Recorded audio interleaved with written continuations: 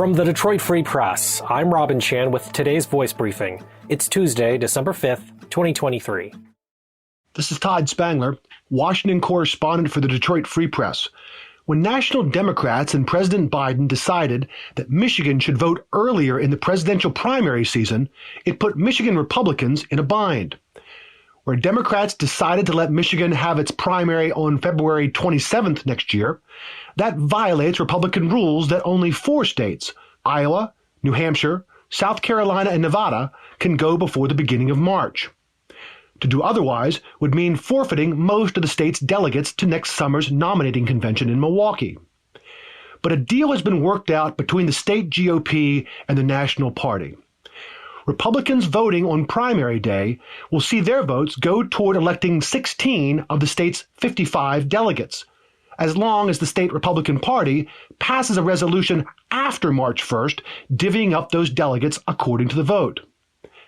The other 39 delegates, on the other hand, will be selected at a Republican nominating convention to be held in Michigan on March 2nd. Participants, elected at county GOP meetings in February from each of the state's 13 congressional districts, will hold mini conventions, all at the same site. They'll hear from presidential candidates or their surrogates. Then they'll vote to allocate those 39 delegates, 3 for each congressional district. So it may take 5 or more days before we know who has won the Michigan Republicans' nomination. But that is still before the long list of Super Tuesday states vote, meaning Michigan may play a bigger role in helping to decide the eventual nominee. I'm Susan Tompor, and I'm a columnist at the Detroit Free Press. So, what is typo squatting? And why do you need to worry about typos during the holidays? Consumers are being warned that scammers are registering domain names that can be a letter or 2 off from the correct spelling of the official website for some big, well-known retailers.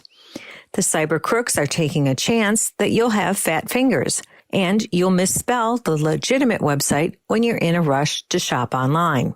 Then consumers can be tricked into entering credit card details into these fake websites, and the crooks are off to the races. Before you rush to pay or even load up your shopping cart, check the website to look for signs that might indicate a fake site. Look for words that might sound off or deals that sound way too good to be true. Shopping for a deal now often requires finding the right app, but consumer watchdogs also warn that shoppers need to be careful of apps as well as websites that might ask for permission, such as granting access to your contacts or bank account or credit card information. As you shop for the holidays, take your time, be skeptical, and realize the crooks are pretty clever.